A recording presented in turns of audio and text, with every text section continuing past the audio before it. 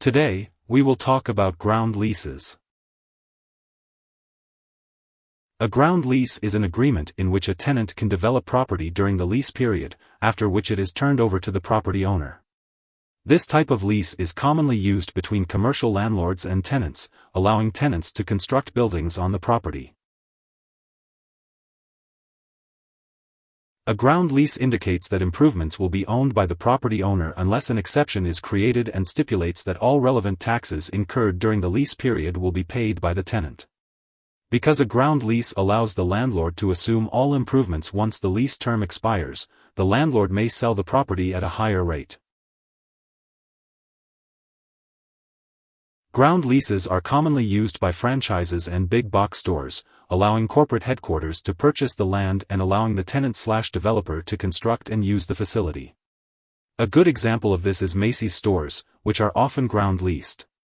Macy's owns the buildings but still pays rent on the ground the building is on. Ground lease tenants often finance improvements by taking on debt. In a subordinated ground lease, the landlord agrees to a lower priority of claims on the property in case the tenant defaults on the loan for improvements. In contrast, an unsubordinated ground lease lets the landlord retain the top priority of claims on the property in case the tenant defaults on the loan for improvements.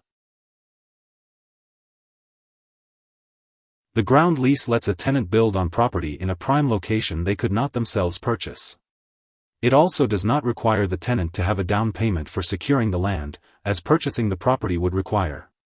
Any rent paid on a ground lease may be deductible for state and federal income taxes, meaning a reduction in the tenant's overall tax burden. The landowner gains a steady stream of income from the tenant while retaining ownership of the property. There are also tax savings for a landlord who uses ground leases. By executing this type of lease, they avoid having to report any gains. But there may be some tax implications on the rent they receive. Because landlords may require approval before any changes are made, the tenant may encounter roadblocks in the use or development of the property. Costs associated with the ground lease process may be higher than if the tenant were to purchase a property outright.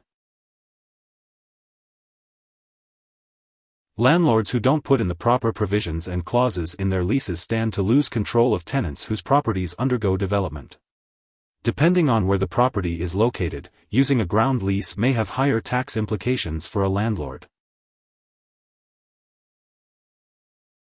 Some of the disadvantages of ground leases include the possibility of property loss, loss of higher income due to market changes if rent increases aren't built into the agreement, and tax drawbacks, such as depreciation and other expenses that can't offset income.